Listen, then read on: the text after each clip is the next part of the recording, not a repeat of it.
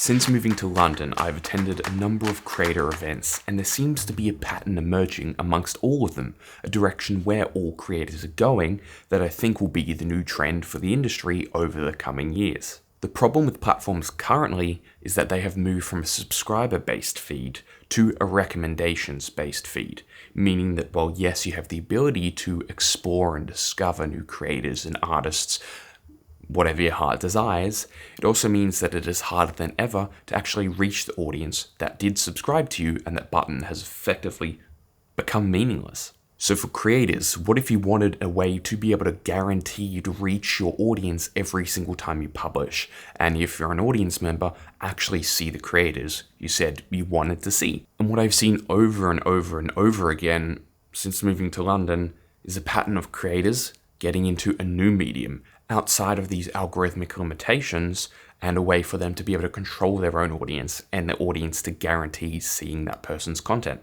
and that is newsletters. So much is outside of your control when you're using these big social media platforms. Maybe you just don't want to support Musk and Zuck. Maybe you're producing content that will get you shadow banned. I put up a post a couple of months ago when I was photographing an event, and my account was, in the real terms, shadow banned. It was shut down from behind the scenes, and the only reason I knew about it was because the person I collab posted with got some sort of notification or knew to check for it. And that still took a couple of days to get out of it. But if you own your own audience, if you own your own space, that can't happen to you. You can produce the content that your audience wants to see and the content that you want to make, assuming you're not a Kanye. But that's not the only reason I started a newsletter. Link down in the description. The first and main reason was that I'm trying to get more magazines out there. I published my debut issue of the Creators Trove magazine, and I'm trying to work on the second one. And by having to put something out every single week, it forces me to sit down, write content that then can be expanded upon and used for the following issues of the magazine. Oh, and by the way, if you sign up to the newsletter before Tuesday, you'll get the first 2 chapters of the debut issue free. Further, by writing more often, my skills just will inherently get better. If you only make feature films, you're putting together a project over a number of years, there's only so good you're going to be able to come, because the issues you're running into once every 2 years. But if you have to create something every week, every month, over and over again, you're going to run into these issues way more often, and they're going to go from having to contemplate and figure out how to solve them to things you do without even thinking. Also, it'll give me the opportunity to be able to discuss topics that maybe I don't want to make into a full video itself. Maybe it's not clickbaitable enough because it's some general topic that just doesn't sound exciting on the surface, but it's more like a trust me, this is going to get somewhere. And you can ensure and have a dedicated space for the most dedicated, interested audience in the topics that are being discussed. We can start building out a community of people who share the same interests, the same concerns about the world, and want to make the same positive change. Because that's the whole goal of this, is how can we build a better world together?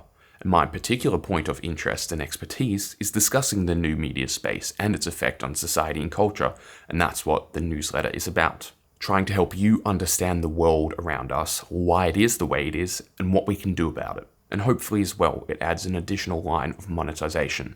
So thank you for being here, because at the moment, I'm unable to work full-time, because I'm having to work freelance to pay the bills moving to the other side of the world in London. It's not cheap. But if I have the ability to work on this full-time, potentially bring on extra help, we'll be able to produce far more of the content that you actually love and that you're here to see. So thank you for being here early in the journey, because it's going to be a long one, but at some point we're going to look back and say, wow, how far we've come. In the process of building out the newsletter over the past few weeks, I've learned a number of things that I think might be really helpful to any of you who are curious about this whole niche that I think will continue to have a meteoric rise over the coming years. For one, it's a lot more work than I anticipated.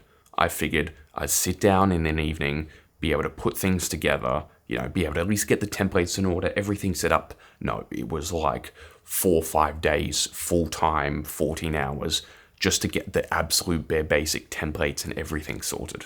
But what I have noticed more recently is websites like that, when something goes wrong and you need to reach out for help, they have the AI chatbot. In the past, obviously, these were awful, but they're actually getting pretty good now.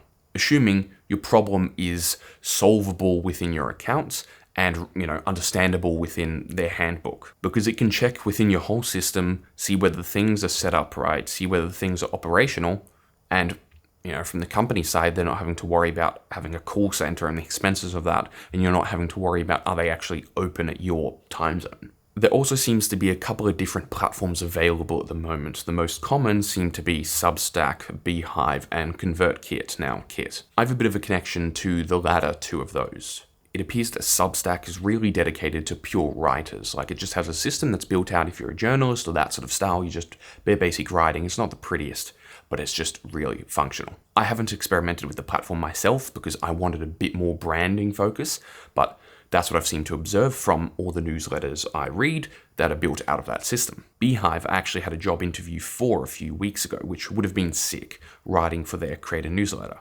And then I was turned down because they said I was too far ahead, especially in video. My guess is that they were looking for someone who was just purely writing. That's all they did. But me and my personality, I'm an ideas person. I want to see how we can expand this as much as possible. Because they wanted to expand the newsletter. I'm like, well, we can do this, we can do that, you can implement this, why are these not matching up? Let's figure that out to improve it. And it's probably not what they wanted. But hey. And Kits, when I was at the Creator Space event last year, there was a representative speaking about their product and the industry as a whole, and that's when I was really first introduced to the power of newsletters. But if you're thinking about using either one of those two platforms, I think nowadays it's pretty much a toss-up, just depending on, what UI you like using. I think Kit has a bit more customization in terms of funnels for marketing and stuff like that, where Beehiiv, I think, is meant to be a bit simpler, a bit more standard, but nowadays they're about the same. They both have effectively no customization in how they're built. Another question I had, and I've been asking the people around me, is do lead magnets work? And there seems to be different answers. So as the audience, what do you think? Because I think sometimes if what you're offering isn't enough or isn't completely relevant, it can just downgrade the product because you're saying pay attention because of this lead magnet rather than because the product itself is good. But sometimes having something can then get you to sign up in the first place. Like, I signed up to Lexi Alford's newsletter a couple weeks ago because she said, you'll get the first couple chapters of my book. I haven't read those chapters yet, but I was like, I guess I'll do it now rather than next week. If you're doing something that I think is much more skills-based, like you're going to learn how to become a better salesperson, then I think in those cases that can be really valuable because you're giving people a teaser, a taster to what the possibilities could be if you embark on this journey, especially if it is a paid service you're trying to sell or a commitment in time and energy. But to be honest, when I look at most successful newsletters out there, none of them have lead magnets because you're there for the newsletter. They don't even describe what it is really. They're just like, sign up, here's one tagline, enjoy. Because there's a reason you're on that page in the first place because you're already convinced. Adding any extra barriers to entry will most likely stop people even signing up in the first place. In line with that, not having too many descriptors on the page about what it is, because you want to explain to people, this is the value you're going to get from signing up to the newsletter, but you don't want to overdo it to the extent where, once again, it's a hassle just to get to the subscribe button. Don't turn them away when they're already handing you your credit card. In this case, email. In the process of building this out, I also created a little bit of rebranding, because initially with the first magazine, the whole principle was documenting the pioneering people and innovative events in the creator economy, which is great. But I also have different interests, and I think there are valuable angles and perspectives that branch outside of the creator economy, but are still highly relevant. Like there's enough people out there talking about how Mr. Beast succeeds. Cool, I get it. I've seen the 100 interviews.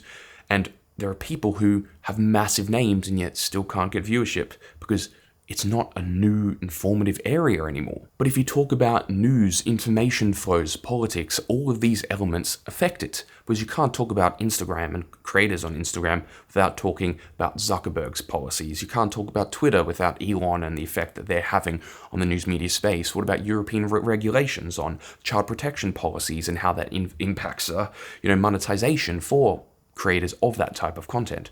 All of these things impacting the industry that all of us engage within. And I don't think there's really any content out there that cohesively talks about these things as a synergetic ecosystem that if one thing happens, it impacts the other.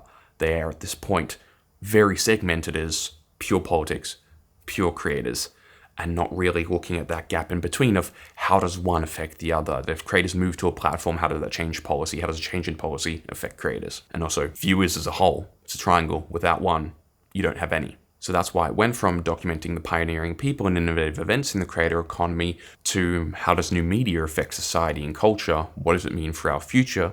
and what can we do to ensure that, we're writing the narrative of the world rather than being written over. Building out a newsletter like this isn't about going viral. It is about trying to cultivate a community of like-minded people who are passionate about the same thing. So if you feel like you connect with the messaging and that you want to learn more about the world and what we can do to improve it, so please subscribe in the link down below, where you should receive an email every Tuesday. Once again, we can see if this lead magnet works, but if you sign up before Tuesday, you should be able to get a copy of the first 2 chapters of the Creators Trove magazine. And if you subscribe after that, I am working on the second issue, and if you're coming back to this 2, 3, 10 years later, well, hopefully you've seen what we've been able to achieve in this ride together.